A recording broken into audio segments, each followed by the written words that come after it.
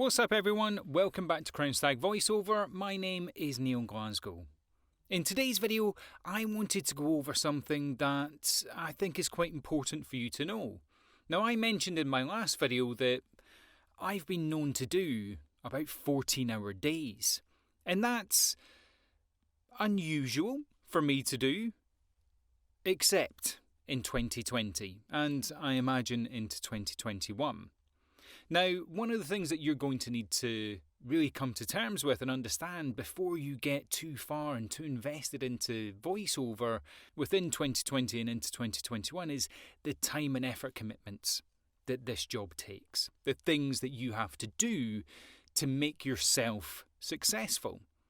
Now, if you've been looking at the channel so far and some of the videos that I've done, I've talked about at a very high level some of the websites that you could go to find work. And on those websites, they are largely cattle call auditions. Now, cattle call auditions is essentially, it goes out to X demographic, 100, 1,000 people perhaps, and those people all get to audition, and then the client will sift through all of those and pick the best. That is probably the hardest possible way to be successful in voiceover, particularly right now.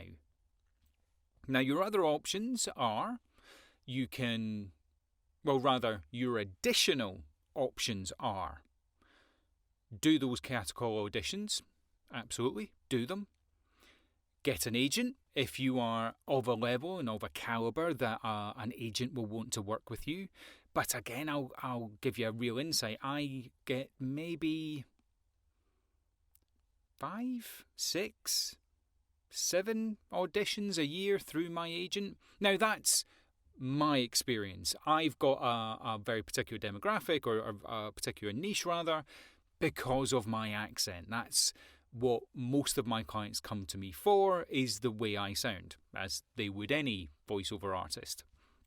But what you need to be conscious of is if you have an element like myself with an accent, or if you're, and I'm going to use this, please forgive me, a slightly more generic accent that you might hear on voiceover. If you're in the UK, a lot of voiceover auditions come through looking for that RP sound, that received pronunciation. That's kind of Buckinghamshire, Oxfordshire, southeast sound. If you're a Geordie, if you're a Scouser and you've got a really noticeable accent, you might fall into the same category as I do. And I'm telling you that story to tell you this story. I get 90% of my recurring, high-paying work through my own efforts, not through going through these websites. And this is something that you absolutely have to do to be successful in voiceover. If you're just hoping to get picked up on these massive careers through doing these auditions, you're probably going to be disappointed. Not to say that these things don't happen, of course they do, but it is like winning the lottery. You have to put in the effort to be successful in this business. It's something I've said from the very beginning. And one of the first things I ever said in my videos is, there's never been a worse time to get into voiceover. And because there's never been a worse time, and the reason behind the worst time is Coronageddon, the industry as a whole, globally, has shrunk, has been put on pause. So with that constraint, you really need to hustle, you need to work, you need to invest in your time to be successful, which is where it came on to my second point, where it's never been a better time to get into voiceover, because this gives you the opportunity to practice your craft, to get your name and your details out to as wide an audience as you possibly can, so that when things do pick up, you're at the forefront of their lists, of their knowledge, of their minds for the projects. I make it a point every day that I work. I tend to work 6 days, but that's just me. But for every day that I work, I will do my marketing first and foremost. My day tends to consist of about 2 hours worth of auditions, about 2 hours of actual recording work for my clients on average, and that's in a 12 to 14 hour day. I spend the rest of that time contacting my previous clients, trying to contact new clients, investigating how to get these new clients, what is it they're looking for, who can I approach, all of that stuff. And you might be sitting there going, great, okay, fine, I'll do all that. How the hell do I do it? Well, good luck. No, I'm kidding. I'll tell you exactly how to do it. Well, I'll tell you exactly what I do. I utilise a lot of social media, and I tend to go back to the old business stuff of social media. So I'm talking about LinkedIn. I utilise LinkedIn probably an unreasonable amount to find my contacts. If you just put into Google marketing agency, London, you'll find a whole bunch of marketing agencies. Now, what you can and should do is contact those marketing agencies and do cold calling. And that might send some chills down you. Cold calling. And I'll promise you, and I guarantee this, it will be the nicest cold calling you've ever done in your life. I've done sales, I've sold magazine advertising, I've sold hardware on laptops, all this stuff in my youth. Cold calling is a nightmare and I detest it. Cold calling for voiceover for these agencies, and marketing and advertising are just one. You can do creative houses, you can do production houses, you can do entertainment, media production, loads.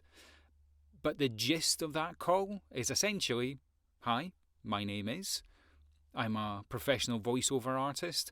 I'm just curious if you're accepting submissions at the moment for new artists. And one of three things happen. Three things happen. They will say, yeah, sure. Here's the email address. Here's the person you need to speak to. Whack your stuff over on an email. 2, we're not at the moment because of X reason, but please contact us again. Or 3, we don't work with voiceover. That's pretty much it. I've never had someone hang up on me. I've never had someone be aggressive with me. I've always had someone contact me to help because I'm not trying to sell them something. Really, I'm offering a service. And I do the same type of thing when I'm marketing. So using LinkedIn helps me identify who I want to speak to, and that's generally creative directors, creative partners, producers, people in those sorts of roles. I'm targeting marketing and advertising agencies, media production, entertainment, online media, broadcast media. That gives me the who. Now, using LinkedIn is a bit laborious. It's individual emails, connections, notifications, one at a time. And it can take hours. It really can. That may eat into your time. And actually, you can only do so many a day because LinkedIn has a feature now, handicap, whichever you want to call it, that stops you doing that too often a day. What you can do, and again, if you've got the capital to do it, is you could buy a list, an emailing list. Those things are prohibitively expensive sometimes. You know, they might do 5 pence per contact that you might be looking for. If you look at just 1,000, you can see how that really starts to add up. But there are systems and softwares out there that you can utilise, that I utilise, that I can essentially skim the data off of my contacts on LinkedIn to be able to directly email them.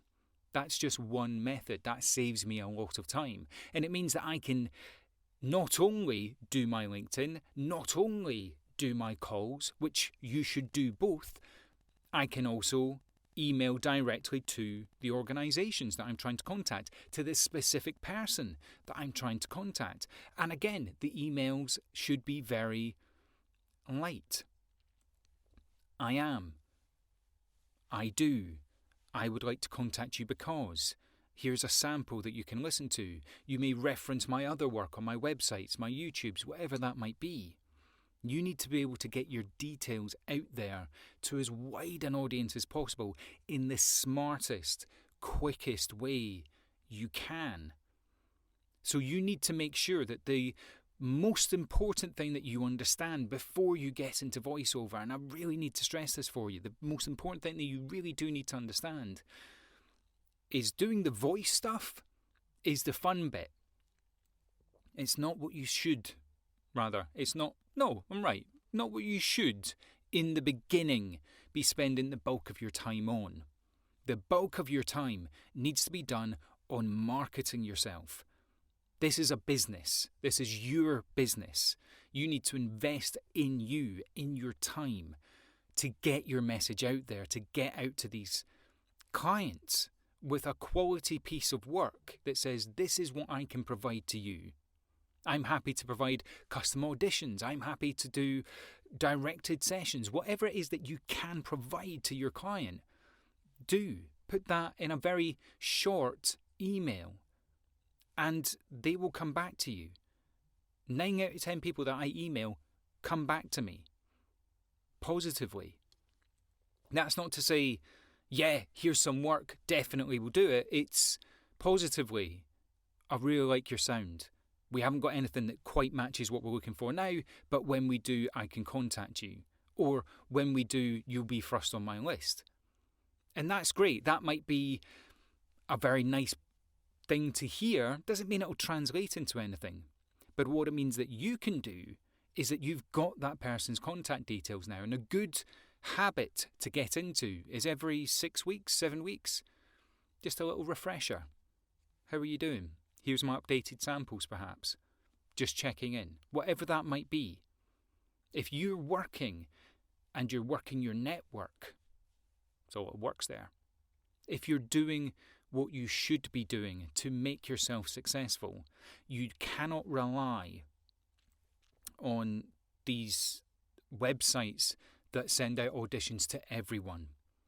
You need to be on the production houses, the marketing and advertising houses, lists of contacts that they can go to directly, so that when they sieve through their bank of people, they're sending something to you and only to you.